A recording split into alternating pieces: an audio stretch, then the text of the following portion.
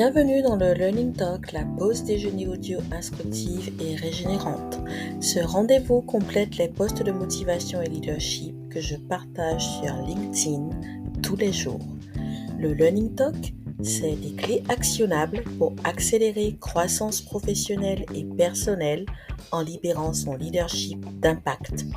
C'est aussi un temps de qualité offert aux femmes et aux hommes introvertis mais déterminés. Trop de personnes se sentent incompétentes parce qu'elles ne s'expriment pas librement dans leur zone de génie.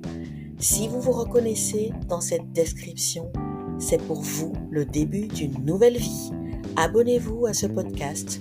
Avec lui, vous allez vous réinventer avec vos valeurs et codes personnels. Je suis Vanessa Birman, fondatrice du cabinet Bionic Conseil et Coaching. Passons maintenant à l'introduction du sujet. Merci Adjmal pour ton intervention. Merci à vous trois. Je vais développer maintenant le sujet et ensuite nous aurons le plaisir de faire monter on stage 2 à 3 personnes maximum. Alors, je vous rappelle que le sujet du jour, c'est comment étendre son influence et son impact lorsque l'on est introverti, en tant qu'introverti. Donc, je vous ai déjà dit qui je suis, je vais rappeler, même si ça semble basique, je vais rappeler ce que c'est que l'introversion parce que on la confond trop souvent avec la timidité. On peut effectivement présenter les deux, mais pour l'instant, nous ne parlerons que d'introversion et les témoignages de mes collègues ont été très éclairants à ce sujet.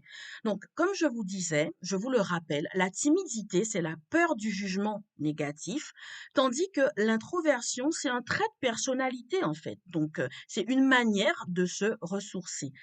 C'est un trait de personnalité qui se caractérise par un intérêt tourné vers son monde intérieur. Alors, je dirais plus marqué, tout simplement. Ça ne veut pas dire qu'on a un désintérêt pour ce qui se passe à l'extérieur, mais c'est un moyen privilégié d'être. On recherche donc le calme. On a tendance à fuir les stimulations externes jugées excessives. À noter que, d'ailleurs, personne n'est jamais complètement extraverti ou introverti. Simplement, il se dégage globalement une tendance majoritaire, comme a pu nous le dire Ariane dans son témoignage. Je vous rappelle aussi les caractéristiques les plus courantes de l'introversion. C'est donc l'intérêt pour un intérêt accru, je dirais, pour la connaissance et la conscience de soi. C'est une manière d'observer qui peut être parfois contemplative. C'est une écoute active, le sens des détails, l'attention portée aux détails. C'est une préférence pour les relations sociales avec des personnes connues et de confiance en petits groupes. Un besoin, comme le rappelait aussi Clarisse, parfois de rester seul, tout simplement, hein, pour réévaluer les choses, pour se recentrer. C'est parfois une certaine appréhension à rencontrer des inconnus. C'est aussi rechercher la concentration et voir de grands bienfaits dans la solitude, avec également une faible sympathie pour le conflit. Voilà. Donc, ça peut sembler assez bateau, c'est juste que c'est très aigu chez un introverti. Bonjour Mélodie, ma chère introvertie. Alors, sachez que tout ce que je viens de vous présenter, ce sont en même temps des super pouvoirs pour l'introverti, à condition, bien sûr, qu'il sache en faire des forces. Inutile de rappeler la nécessité d'accepter votre nature d'introverti. Lors du précédent Learning Talk, nous avons une jeune femme qui est intervenue en nous disant qu'en entretien, elle semblait trop introvertie. Moi, je dirais que c'est une vue de l'esprit. On peut sembler confus, on peut sembler manquer d'assurance, etc. Mais on ne peut pas être indexé pour introversion, pas à mon sens. Voilà ça. En tout cas, si on se sent fier de ce que l'on est, euh, on n'a aucune raison de le vivre ainsi.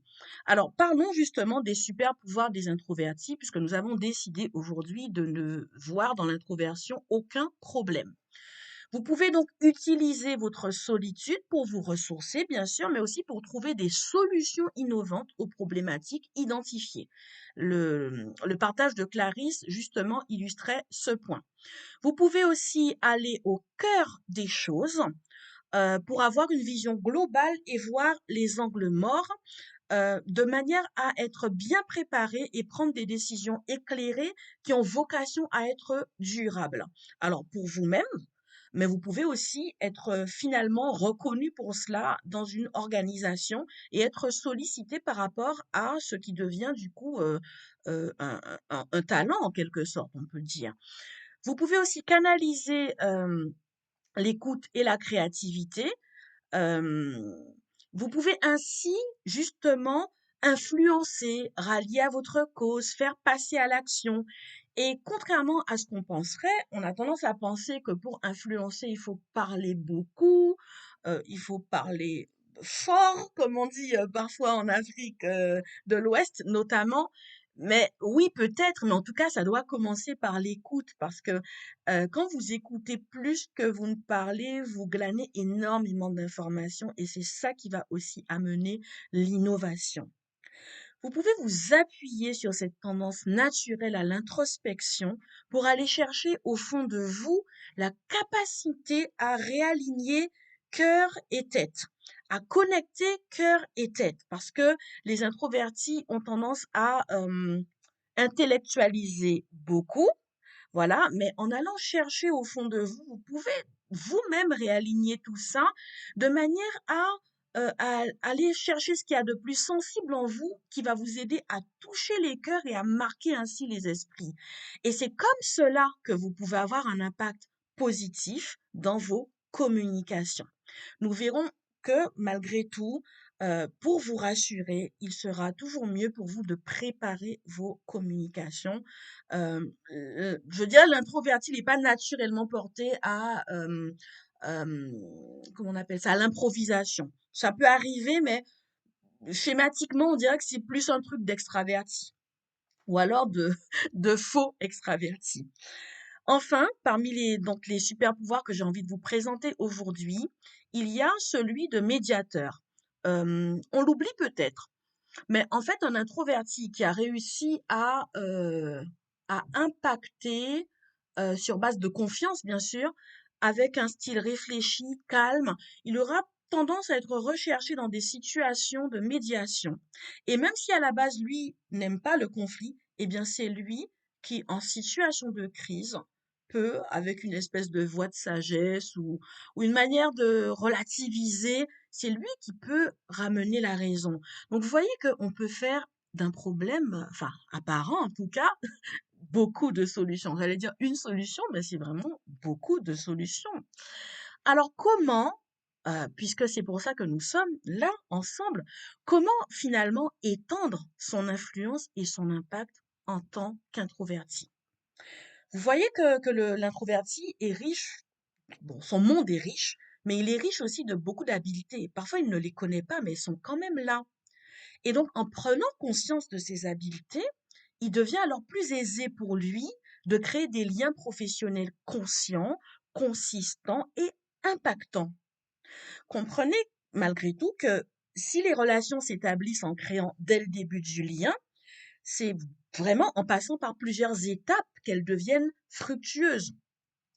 Il s'agit donc déjà de faire une première bonne impression, ça c'est vrai pour tout le monde.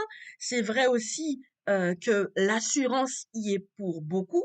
Donc, assurance, ça veut pas forcément dire bomber le torse, mais je veux dire, l'introversion, c'est pas une tare. Donc, vous avez le droit d'avoir confiance en vous et de l'afficher parce que finalement, le cerveau, c'est naturel. Le cerveau, il scanne l'humain assez rapidement et il a envie de savoir, en fait, s'il fait confiance à la personne qu'il a en face.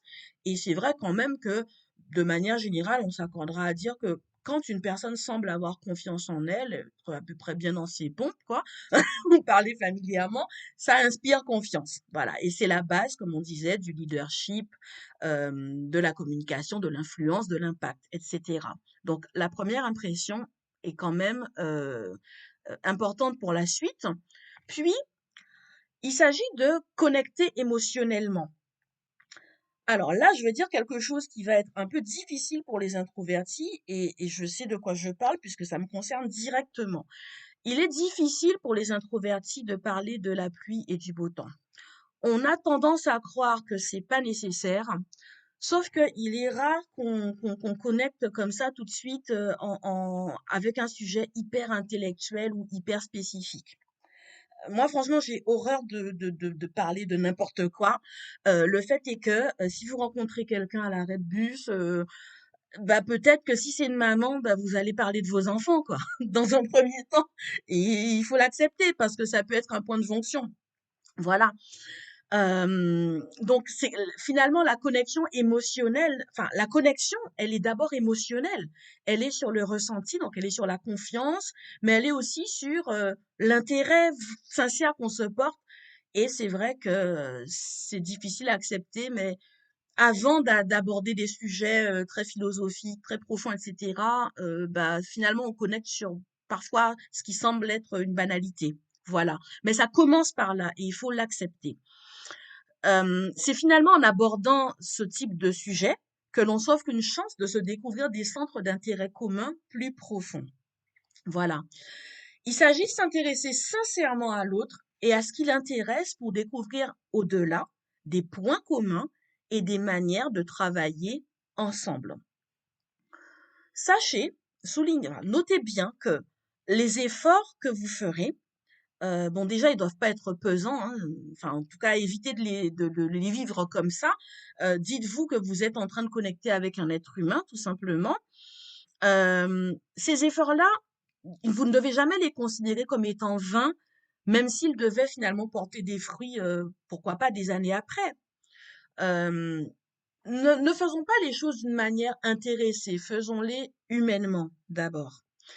Dans tous les cas, pour être influent et impactant, vous devrez être perçu comme une personne positive, à l'écoute, qui sait se rendre disponible, qui veut vraiment soutenir et accompagner les autres, qui veut faire une différence et changer les choses. Et si vous assumez vraiment aussi cette dimension de leader, si c'est quelque chose qui vous tient à cœur, et si votre position vous amène à diriger, par exemple, dans une entreprise, il s'agira toujours de le faire en incarnant véritablement une vision et en restant toutefois accessible. Rappelez-vous que le leader, c'est un stratège qui connaît les finesses de la psychologie humaine. C'est pas Ajmal qui dira le contraire. Je vais vous proposer, par rapport à ça, 6 approches qui permettront à l'introverti de jouer sur ses forces et donc de mobiliser un maximum d'énergie. Alors, ça peut sembler des lieux communs, mais n'empêche qu'on ne le fait pas toujours. Alors, le rappel va profiter à ceux qui ont des oreilles et des cœurs. Alors, soyez sincèrement attentifs aux besoins de vos collègues et collaborateurs. Prenez le temps de comprendre leurs enjeux, leurs défis, leurs intérêts et apportez des pistes ou des solutions alignées. Quand je dis alignées, c'est par rapport à leurs besoins, par rapport à ce qu'ils expriment. Sachez que c'est quand même toujours très positif quand quelqu'un qui est sur la réserve ose échanger avec vous. Et c'est vrai qu'en général, les gens s'ouvrent quand ils sentent qu'on s'intéresse à eux, quand on satisfait, sinon leurs besoins psychologiques profonds, au moins le besoin naturel d'importance qu'a chacun.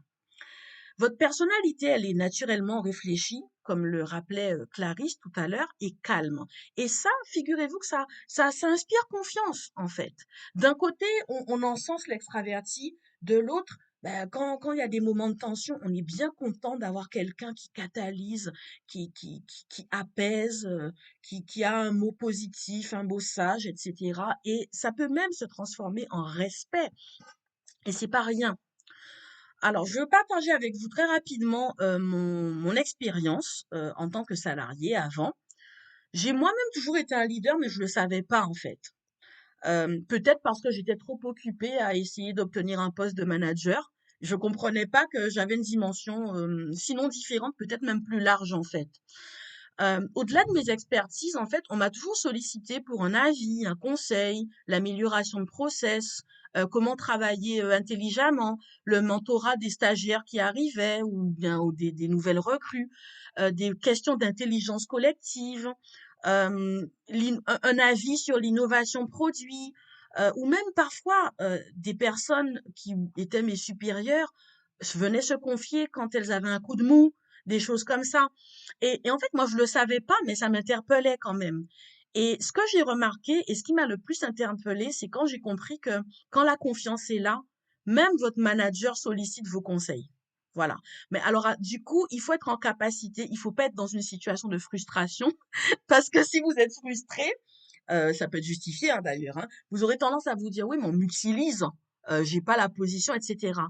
Mais en fait, c'est quand même du crédit qu'on vous accorde et c'est pas rien, en fait. Alors après, à chacun de voir comment il peut matérialiser ça dans sa carrière ou bien dans sa création d'activité, mais c'est du crédit qu'on vous accorde. Alors ça veut dire quoi? Que vous êtes crédible, tout simplement. Alors celui qui veut, y prend, mais vous allez reconsidérer les choses. Alors le deuxième point, Hem, alors voilà, je voulais vous rappeler par rapport à ça que c'est vraiment inutile de vous forcer à jouer les extravertis puisque en tant qu'introverti, vous êtes tout à fait crédible.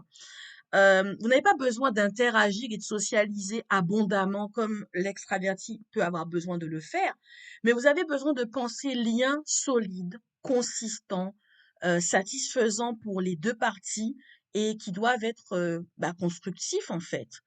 L'enjeu, c'est pas d'être partout.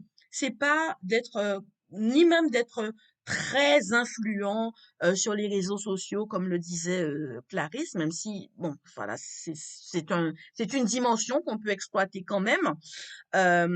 L'enjeu, c'est vraiment de développer une réputation, en fait, qui marque positivement les esprits. Et ça passe par la congruence qui sera vue au quotidien. Alors, par congruence, comprenez plus ou moins cohérence. Voilà. Alors, après, le fait d'être attentif aux besoins des autres, je vous invite à cultiver des relations de confiance. Ça va ensemble. Vous qui êtes introverti et qui aimez les interactions en petits groupes, eh bien, quand c'est possible, profitez de ces moments-là pour faire preuve d'écoute et d'empathie. Ceux qui se sentent écoutés et compris, comme je le disais précédemment, ce sont ceux-là qui, demain peut-être, vous montreront de l'intérêt et soutiendront vos projets, tout comme vous-même avez su le faire. Troisième point, vous devez soigner votre communication écrite, orale et même votre image parce que votre image dit quelque chose de vous. Votre image communique sur vous. Ce n'est pas le seul aspect, mais il faut quand même reconnaître que ça joue. La communication, elle est essentielle en matière d'influence, hein, donc c'est pour ça que je le souligne. Et euh, prenez le temps de vous préparer. Prenez le temps de penser ce que vous voulez dire, ce que vous voulez montrer. Ça vous permettra de gagner en clarté, concision et aussi d'être engageant et impactant. Donc vous voyez, l'introverti, il est influent, impactant dans la conscience, dans la stratégie, dans la manière de vraiment monitorer son énergie. Parce que l'introverti se fatigue en fait. Il se fatigue dans tout ce qui est interaction sociale, il se fatigue. Donc, il faut qu'il utilise son énergie à dessein. Je vous propose dans le même ordre d'idées de vous impliquer dans des projets qui sont stratégiques pour vous et si vous êtes en entreprise, pour la structure aussi, mais pour vous. Parce que vous devez vous mettre dans des situations qui vous servent, qui vous valorisent, qui vous permettent de faire valoir votre expertise ainsi que vos idées et sur base d'une analyse approfondie, de faciliter la prise de décision. Parce que comme c'est votre style naturel, ce sera peut-être plus simple pour vous de vous impliquer dans un projet stratégique que par exemple d'aller défendre une idée en réunion. Alors ça s'apprend, hein, il faudra le faire, hein, mais facilitez-vous les choses en fait. Comprenez que vous avez des facilités, alors surfez dessus. Par ailleurs, et ça semble couler de source, développez votre leadership, clairement. Bon, de toute façon, tout ce qu'on a dit jusque-là va dans ce sens-là, mais pour cela, vous pouvez avoir besoin de vous former ou de vous faire accompagner. Alors, dans un but précis, ne vous privez pas de cela. Enfin, la fameuse présence en ligne, on va en parler quand même. Par exemple, sur LinkedIn, puisque nous y sommes, développer votre présence en ligne peut être très pertinent et stratégique. En créant un profil LinkedIn optimisé, solide, enfin, par solide, j'entends consistant. Consistant, ça ne veut pas dire la quantité, hein, ça veut dire la pertinence, en fait, quelque chose qui vous représente bien, et inspirant. Vous êtes en train de créer en quelque sorte un véritable média à votre image. Alors c'est vrai, les réseaux sociaux ont leur algorithme, leur logique, etc. Mais c'est un endroit, c'est une occasion qui vous est offerte de connecter avec d'autres personnes qui vont sentir une résonance. Parce que concrètement, non seulement vous donnez à voir vos valeurs en partageant un contenu authentique et pertinent, mais vous touchez un public plus large, voyez, sans avoir à vous mettre sous le feu des projecteurs en fait. Et vous faites grandir aussi potentiellement votre visibilité.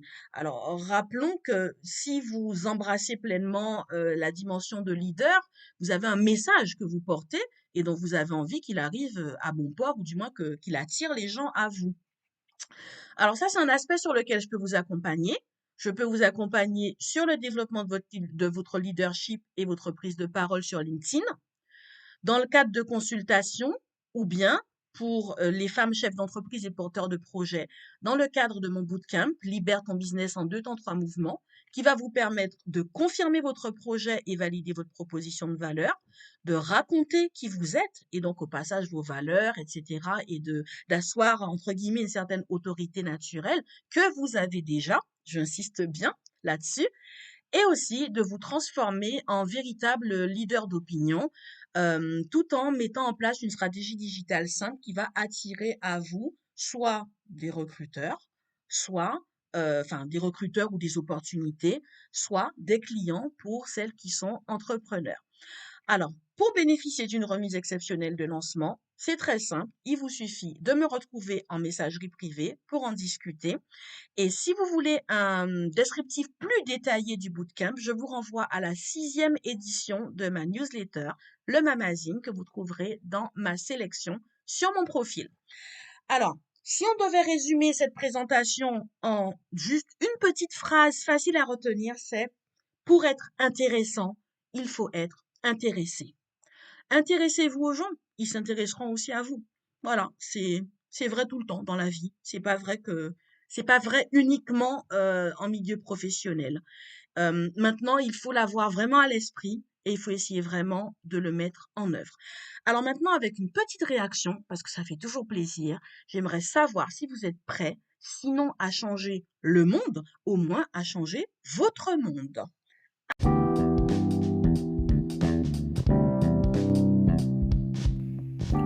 Si cet épisode vous a plu, partagez-le pour permettre à plus de monde de le découvrir. Je vous invite également à laisser un commentaire et une note sur Spotify. Pour découvrir mon profil sur LinkedIn, ainsi que les valeurs et les services du cabinet Bionic Conseil et Coaching, cliquez sur les liens en description. Merci de m'avoir écouté jusqu'à la fin. Je vous retrouve mercredi prochain pour un nouvel épisode.